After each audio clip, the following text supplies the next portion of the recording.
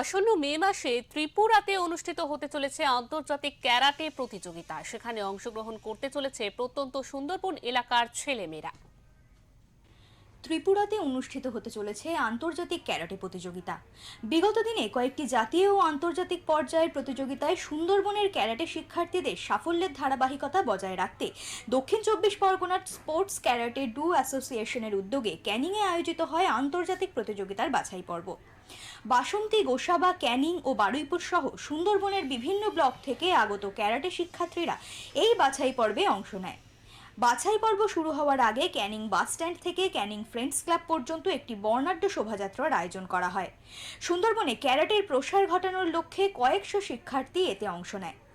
উল্লেখ্য, বাছাই পর্ব থেকে মোট ৪৫ জন প্রতিযোগী আন্তর্জাতিক ক্যারাটে প্রতিযোগিতায় অংশগ্রহণের জন্য নির্বাচিত হয়েছে। আয়োজকদের মতে প্রত্যন্ত অঞ্চলের প্রতিভাবান শিক্ষার্থীদের আন্তর্জাতিক মঞ্চে তুলে ধরাই এই উদ্যোগের মূল লক্ষ্য।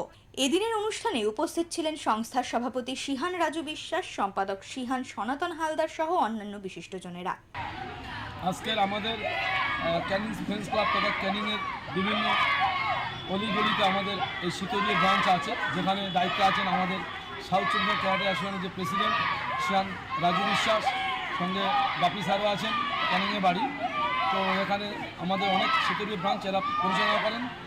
আর বিগত দিনে আমাদের এখান থেকে এই গতবারে যে ইন্টারন্যাশনাল টুর্নামেন্ট হয়ে গেল গোয়াতে, এখান থেকে বহু সংখ্যক ছেলেমেয়েরা গিয়েছিল, পার্টিসিপেট করেছিল, তাদের রেজাল্ট ফলাফল খুব ভালো। তার আগে আমরা কলকাতায় করেছি, ন্যাশনাল টুর্নামেন্ট করেছি, জাতীয় ইউনিভার্সিটিতে, সেখানেও খুব ফলাফল ভালো। তো এখানে বর্তমানে উপস্থিত ছাত্র সংখ্যা আছে প্রায় 100-র উপর বাচ্চা আছে আমাদের এই ক্যানিং ফ্রেন্ডস ক্লাবে।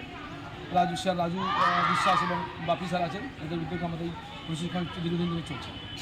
সর্বোপরি বলতে পারি যে ক্যারাটে শুধু আত্মরক্ষা নয়, এতে নিজেদের শরীর চর্চার একেবারে মূল কাঠামো বলে চলে। দ্বিতীয়ত পরিবেশের যে মানুষের যে মানে পরিচয়তা পাওয়া যাচ্ছে, এর থেকে নিজে আত্মরক্ষা করা যায় সবচেয়ে বড় দিক। আপনার শিশু এখানে প্রশিক্ষণ নিচ্ছে কতদিন ধরে?